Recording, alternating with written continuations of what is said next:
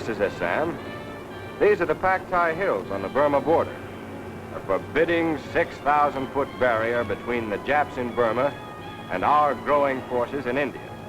Down there are hidden American outposts scattered through the hills. This is one. Call it Station X. Advance eyes and ears of the 10th Air Force, standing a constant watch for marauding Jap bombers winging over the Paktais, trying to get through to vital Allied bases in India.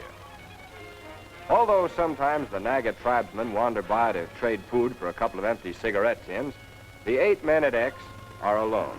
Time hangs heavy. But even while doing the countless personal chores which fill their daylight hours, each man has learned to keep eyes and ears keyed every second for the telltale drone of Mitsubishi motors in the distance. Each soldier who starts the tough trek inland to an outpost hitch has volunteered to go, even though there's not a chance in a million of a DSC or Silver Star in this kind of work. At first, the trip's easy, going up by jeep until civilization quits and jungle takes over. G.I. equipment swings on to elephant back, and off they go again, punching up through the banyans and bamboos, deeper into the wild Naga country, closer up to nowhere. Then the trail ends, and natives shoulder up to push on through trackless brush. These are the headhunters, and those immense knives are used whenever they get a hankering to slice off somebody's head. But so far, G.I. savvy, combined with a few rupees and a little extra vigilance, have kept them friendly. And out here, that's a life and death matter. Then the long jungle trip's over and the outpost begins, out on the real tag end of the tag ends of the line. From now on in, it's dehydrated food, unceasing responsibility to the 10th Air Force, and solitude. From now on in, the only link with civilization in the USA will be these C-47 bananas of the Air Transport Command. The fleet which will carry every ounce of every single thing the G.I. hermits will get. Before the biscuit bombers skim in low over the bamboo tops on their schedule, the outpost soldiers have been setting up the important indicator posts and whipping wind drift brush fires into shape. By the time the plane dips down for business, they're really excited. Maybe up there in the C-47, this is just another one of the old milk runs. Below, it's a lot more. As the lifeline of supply tumbles down to them under silk, it's a symbol to the solitary outposters that neither they nor their lonesome mission have been forgotten. A symbol of their importance. A lot of guys are doing vital jobs in this war, alone and alert, out on the ends of the line. Guys fighting their own lonely kind of war in every remote and cockeyed corner of the globe.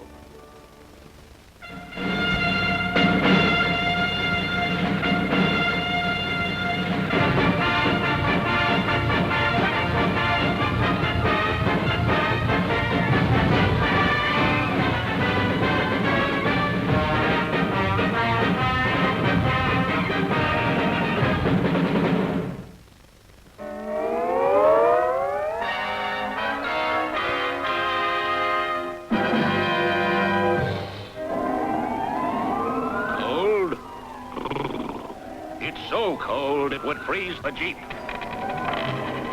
We're sailing tonight on the old campground. Give us a song to cheer our weary hearts, a song of hope. There's no place like home. There's no place like home. Be it ever so humble, there's no place like home.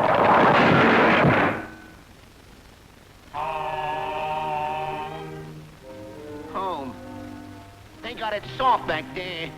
They don't even know there's a war going on. Back in my hometown, take my old man. He's probably down at Kelly's.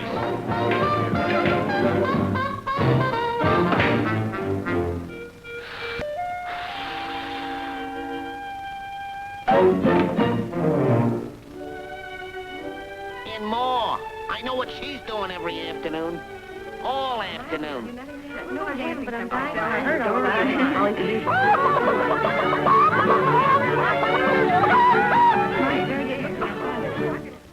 In Grandpa. Huh. He never did a day's work in his life.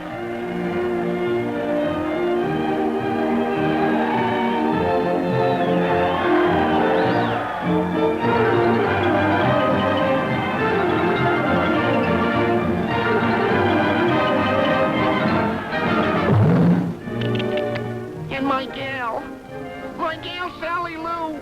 She's probably out with some other guy at this identical moment. Oh, my darling. What big eyes you have. Jeez.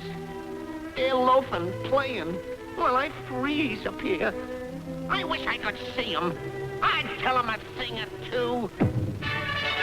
Technical ferry, first class, at your service. Okay, Snafu. Maybe you got something there. Brass monkeys, but it's cold. Now let's take a look at the lazy-wazy home folks. Suppose we look at your old man first.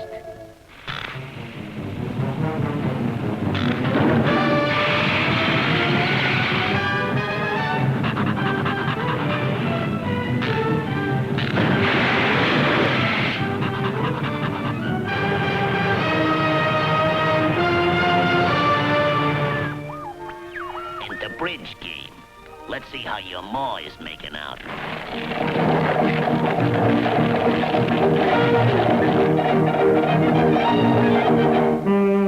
Hi-yo, Silver! Manure! Coming, Mother!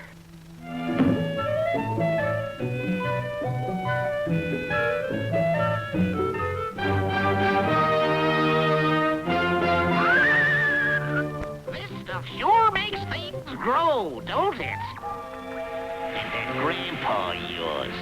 They thought I was too old for this job. But don't bother me a bit.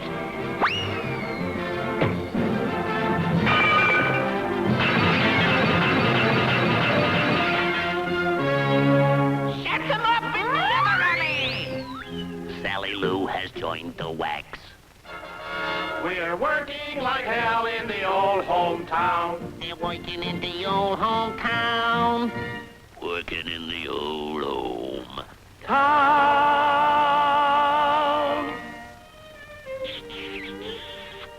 Gosh, I didn't know you cared. Woo-woo.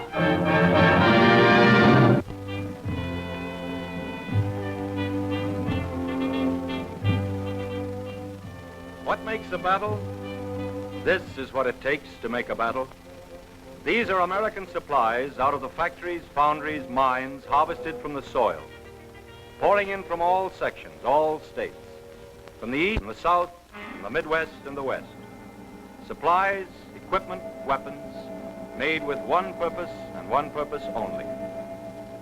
These are the factors of war, the backbone of battle.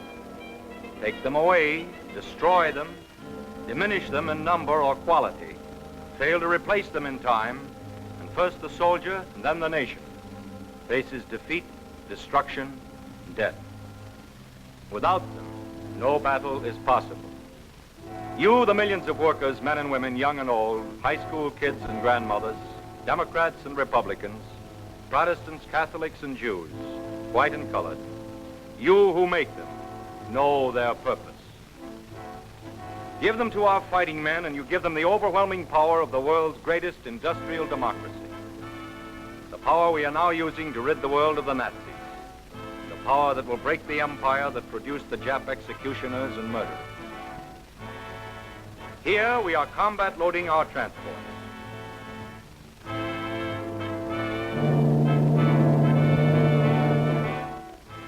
American sea power, probably the greatest naval force ever assembled, heads for our first land penetration of Japanese territory, the Marshall Islands, center gate in Jap Fortress Pacific. Timed with new blows at northern Paramashiru and southern Rabaul, the invasion of the 32 Marshall Atolls stands as a masterpiece of amphibious strategy. For 75 days, our land and sea-based bombers blasted the outer islands. This was the first battle mission for many of these aircraft carriers. But our later tactics depended on their softening blows. This was the first round in a finished fight.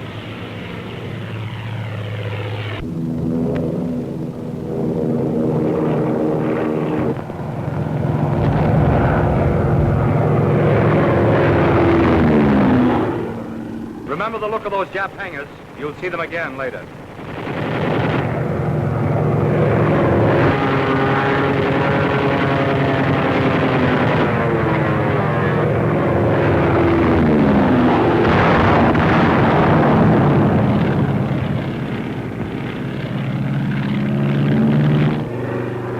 The Japs sent up planes trying to drive us off, but the attempt ended in spectacular suicide. Like this.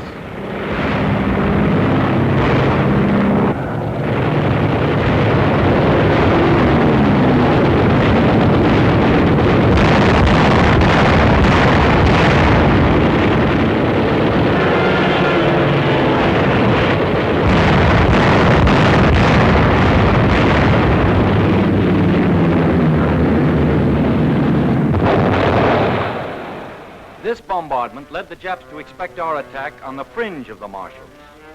But our blow was struck at the very center, the Kwajalein Atoll. We struck at both ends of the 70-mile atoll simultaneously. While the 7th Infantry headed for the main island of Kwajalein in the south, here in the north, the 4th Marines prepared to invade Roy and Namur. The battle wagons blasted Roy and Namur with 5,000 tons of anger. Twice as much as Berlin was getting at just about the same time.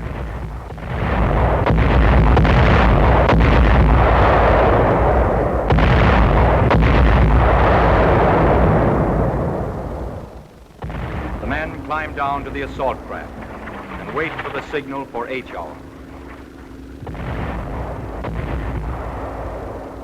There it is.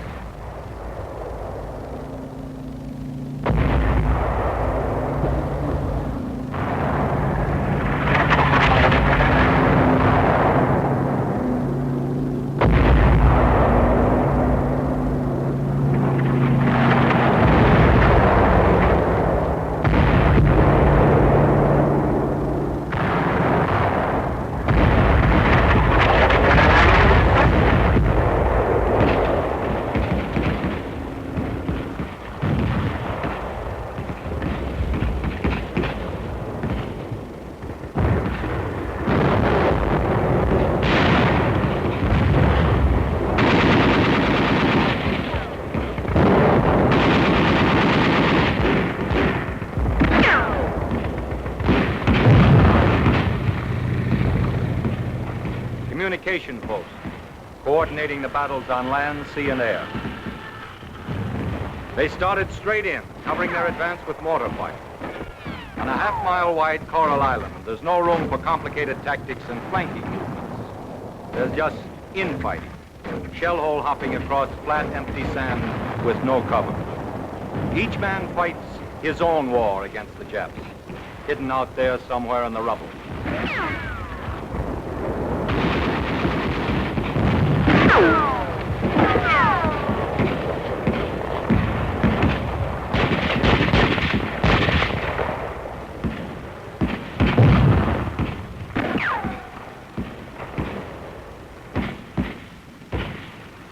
From the start, the jig was obviously up for the Japs on Roy. Germans would have quit right away, but Japs are Japs. They crept behind wreckage and took pot shots at us. They dug into the ground like rats. It was a matter of finding out where they were hiding and blowing them apart with bangalores and grenades. There they go. To their Jap ancestors. The complete job on Roy took 5½ hours. The stuff you see here and the stuff you're going to see was brand new, secretly assembled in depots for this particular battle. It was new because the older stuff gets used up, burnt up, or worn out. Because the faster we move, the more stuff we need. Each success leads to another and larger battle which cannot be won, cannot even be launched, until the mountains of equipment earmarked for it are actually at dockside. While the Marines were organizing their supply dumps here at Roy and Namur, the 7th Infantry were riding in for the kill 50 miles south at Kwajalein. Kwajalein was a bigger island than Roy or Namur, more powerfully defended. It was harder for our planes and naval guns to level it completely, easier for the Japs to hang on. Before the direct assault, our tactics were to flank Kwajalein. We landed artillery on the 2 small islands on either side and blasted at close range. We brought artillery shells ashore.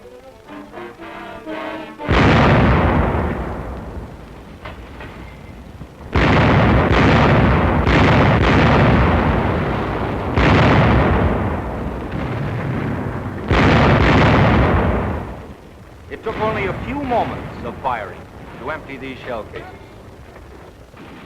In 60 seconds after the barrage was lifted, the infantry hit the beach at Kwajalein.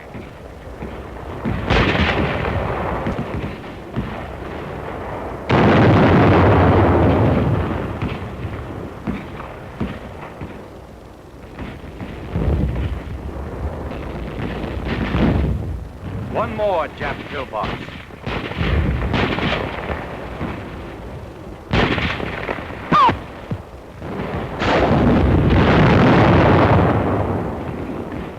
Sometimes they'd go crazy, try making a break for nowhere, like that.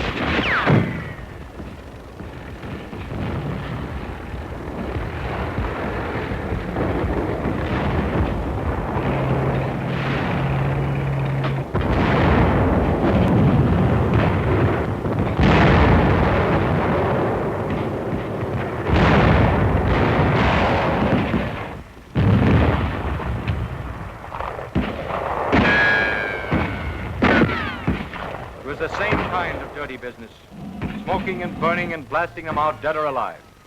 Only it was tougher. Out of 10,000 Japs, only 264 surrendered. When they did, they came out dazed and shaking.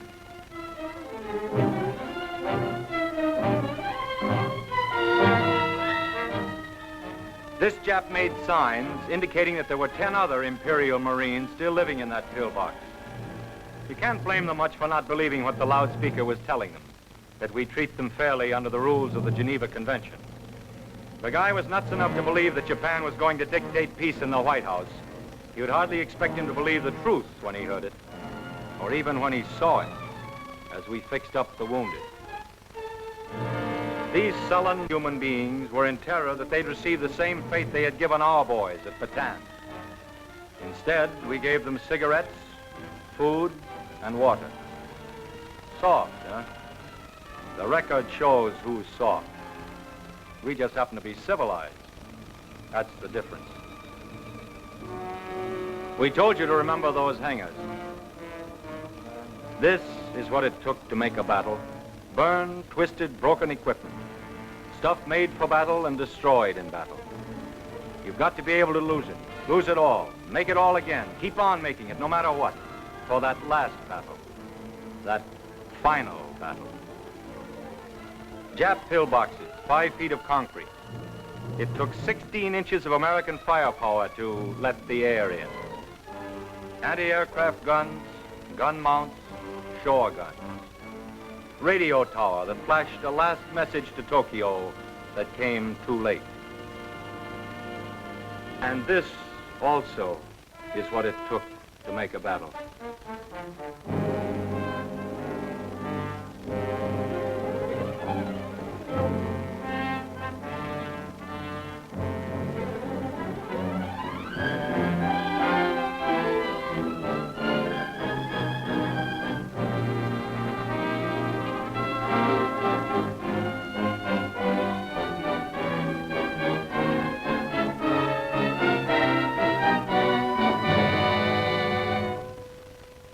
And this.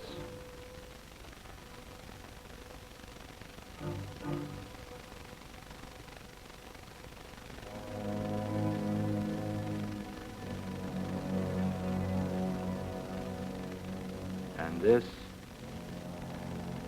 And this.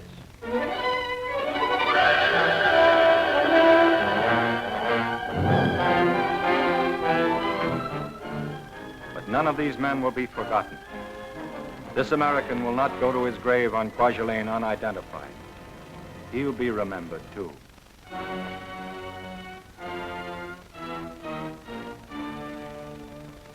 The brave Marines and soldiers who fell here have comrades who will never forget, nor let the murderers in Tokyo forget.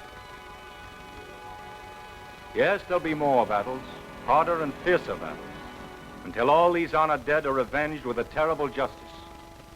And from home, from the millions who make the stuff of battles, must come the power for this justice.